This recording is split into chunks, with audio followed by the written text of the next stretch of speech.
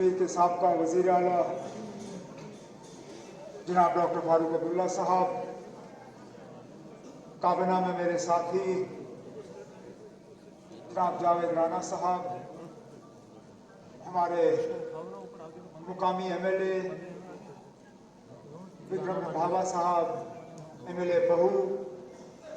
मजीद लारमी साहब, MLA Jammu waste Sajjad Shaheen साहब,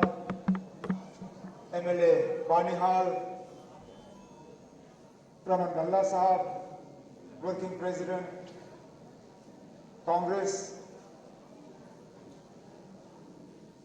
हाजी अब्दुल हमीद चौधरी साहब, पेट्रन इन चीफ गुजर देश चैरिटेबल ट्रस्ट हाजी अरशद अली चौधरी साहब, चेयरमैन गुजर देश चैरिटेबल ट्रस्ट, यहाँ पे आए हुए मसूद चौधरी साहब के खानदान के तमाम मेंबरान, मोअज़्ज़िज़ ख़वातीन और हज़रात और प्यारे बच्चों, आप सबको मेरे तरफ से अस्सलाम वालेकुम और आदाब। वैसे तो प्रोग्राम के मुताबिक पहले फारूक साहब ने बोलना था, फिर मैंने, लेकिन मैं कभी सरकारी फंक्शन को छोड़ के कभी किसी प्रोग्राम में फारूक साहब के बाद बोलता नहीं हूँ, इसलिए पहले मैं उठा, उनके बाद मेरे बाद फिर फारूक साहब उठेंगे। और मुझे वैसे भी वालिद साहब की तरफ से हिदायत मिली है कि कम से कम वक्त में जो है मैं अपनी बात मुकम्मल कर लूँ, इसलिए जो लंबी तकरीर मैंने तैयार की थी, वो लंबी तकरीर हम असेंबली में अक्सर कहते हैं उसको पढ़ा हुआ तसव्वुर किया जाए, तो जो लंबी तकरीर मेरी है उसको पढ़ा हुआ तसव्वुर किया जाए। मैं चंद दो तीन बातें आपके सामने रखूं। आज जिस मकसद के लिए हम यहाँ सब इकट्ठे हुए हैं, मसूद चौधरी साहब की तीसरी बरसी, मुझे भी उनके साथ काम करने का मौका मिला, खासकर अपनी पहली हुकूमत में जब मसूद चौधरी साहब बाबा गुलाम शाह बादशाह यूनिवर्सिटी के पहले वाइस चांसलर थे, और उसके बाद मेरी खुशकिस्मती थी कि एज चांसलर उन्हें ऑनररी डॉक्टरेट की जो डिग्री बाबा गुलाम शाह बादशाह यूनिवर्सिटी की तरफ से दी गई, उस वक्त मैं मौजूद था स्टेज पे, और आज वो लम्हा जो है मुझे याद करने का मौका मिला तस्वीरें देख के। इसमें कोई दो राय नहीं है कि जहां मसूद चौधरी साहब की जिम्मेदारी रखी गई, उन्होंने उस जिम्मेदारी को बखूबी निभाया, चाहे वर्दी पहन के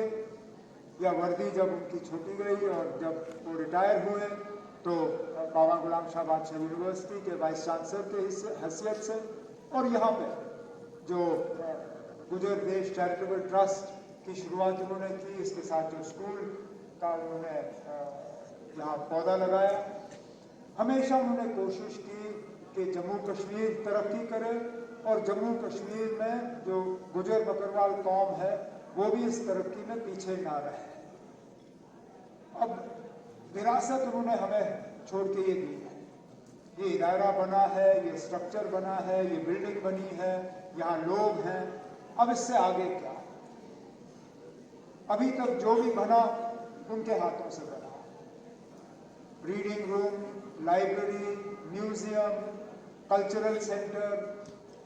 अब जब तक इस पूरे सिस्टम का कौम को फायदा ना मिले, तब तक शायद जिस मकसद से मसूद चौधरी साहब ने ये बनाया गुजर देश चैरिटेबल ट्रस्ट, शायद वो मकसद पूरा होगा नहीं। और मैं चंद एक दो सजेशंस, मशवरे आपके सामने रखूं, उसके बाद अरशद चौधरी साहब तक है कि वो इनको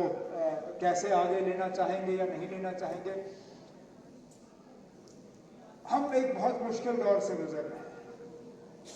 और इसका काफी हद तक खमियाजा जो है गुजर बकरवाल कौम को जो है भुगतना पड़ रहा है। आप देखें, सियासत में एक तरफ रख के जो जम्मू कश्मीर में आज मौसम के हालात बदल रहे हैं, अब पिछले साल आपने देखा या इस साल कितनी जगहों पे बादल फटे, तेज बारिशें आई, जम्मू में सैलाब हुआ, ज्यादातर अगर पहाड़ी इलाकों में या जम्मू के आसपास, दरिया के आसपास अगर नुकसान हुआ तो इस कम्युनिटी का हुआ। क्यों ना अब इस गुजर देश चैरिटेबल ट्रस्ट के तहत एक अच्छा खासा रिसर्च सेंटर, जो कि रिसर्च पेपर्स, मतलब ये नहीं कि एक पेज पे 4 पैराग्राफ लिख के, बल्कि डिटेल्ड रिसर्च पेपर्स 2-3 इश्यूज गुजर कम्युनिटी को लेके, मिसाल के तौर पे क्लाइमेट चेंज और क्लाइमेट चेंज का असर गुजर कम्युनिटी पे, खाना बदोश लोग जो अपना माल मवेशी लेके गर्मियों में ऊपर जाते हैं, सर्दियों में नीचे आ जाते हैं, जो मौसम के बदलते हुए तरीकों से इस कौम पे असर पड़ रहा है, उसका आगे जाके इलाज क्या होगा,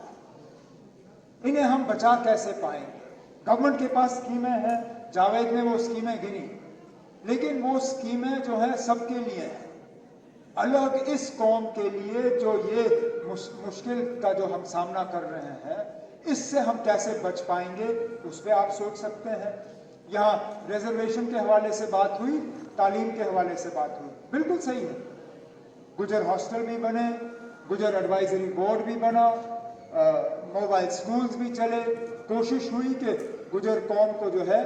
तालीम मिले, रिजर्वेशन का भी सिलसिला चला,